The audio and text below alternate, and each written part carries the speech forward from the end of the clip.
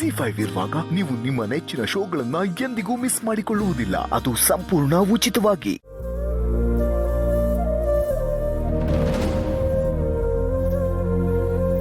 ನೀವ್ಯಾಕೆ ಇಲ್ಲಿಗೆ ಬರಕ್ ಹೋದ್ರಿ?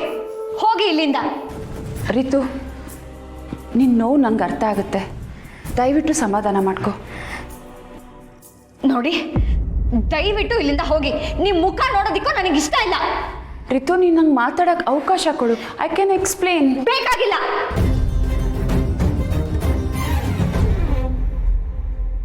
ನಮ್ಮಮ್ಮನಿಂದ ಅವ್ರ ಗಂಡನ, ನನ್ನಿಂದ ನಮ್ಮಪ್ಪನ ಕಿತ್ಕೊಂಡ್ರಲ್ಲ, ಅದ್ಯಾವ ಮುಖ ಇಟ್ಕೊಂಡು ಎಕ್ಸ್ಪ್ಲನೇಷನ್ ಕೊಡ್ತಾ ಇದ್ದೀರಾ? ಅದ್ಯಾವ ಮುಖನ ಇಟ್ಕೊಂಡು ನಮ್ಮಮ್ಮನ ಮುಂದೆನೆ ಏನು ಆಗೇ ಇಲ್ಲ ಅನ್ನೋ ಥರ ಓಡಾಡ್ತಿದ್ದೀರಲ್ಲ? ನೋಡು, ನಿನ್ನ ಕೋಪ ದುಃಖ ನನಗೆ ಅರ್ಥ ಆಗುತ್ತೆ. ಹೌದು, ನಮ್ಮಿಂದ ತಪ್ಪಾಗಿದೆ. ಬಟ್ ಈಗ ಹೇಗೆ ಅದನ್ನು ಸರಿ ಮಾಡಲಿ? ಕ್ಷಮೆ ಕೇಳಿದ್ರೆ ಅದು ತುಂಬ ಚಿಕ್ಕ ಪದ ಅಂತ ನನಗೆ ಗೊತ್ತು.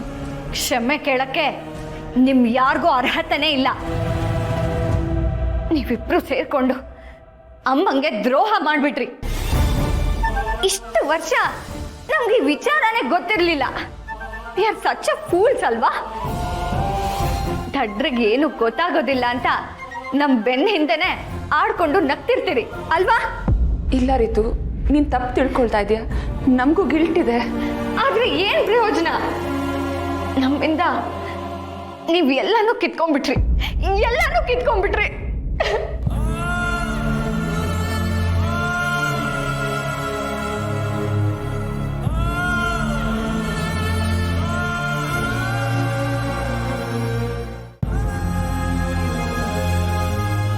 ಈಗ ಯಾಕೆ ಅಳ್ತಾ ಇದ್ದೀರಾ? ಯಾರು ಸತ್ರು ಅಂತ ಅಳ್ತಾ ಇದ್ದೀರಾ?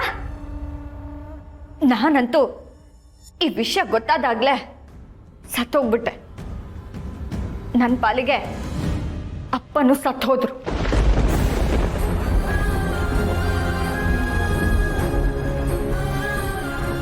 ಅಲ್ಲ, ಬೇರೆಯವ್ರ ಗಂಡನ್ನ ಪಟಾಯಿಸಿ ಅದ್ಯಾವ ಬಾಳ್ತಿರೋ ನೀವೆಲ್ಲ?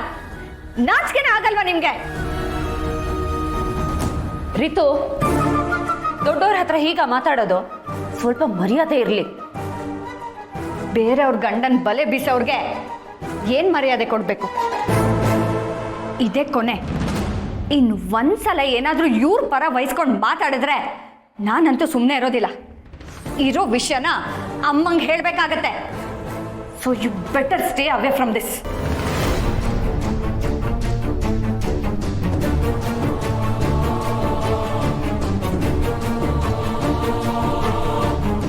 ರಿತು, ಸಾಧ್ಯ ಆದರೆ ನನ್ನ ಕ್ಷಮಿಸು.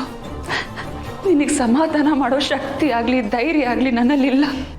ನಿಮಗೆ ಯಾವತ್ತೂ ಕ್ಷಮೆನೇ ಇಲ್ಲ.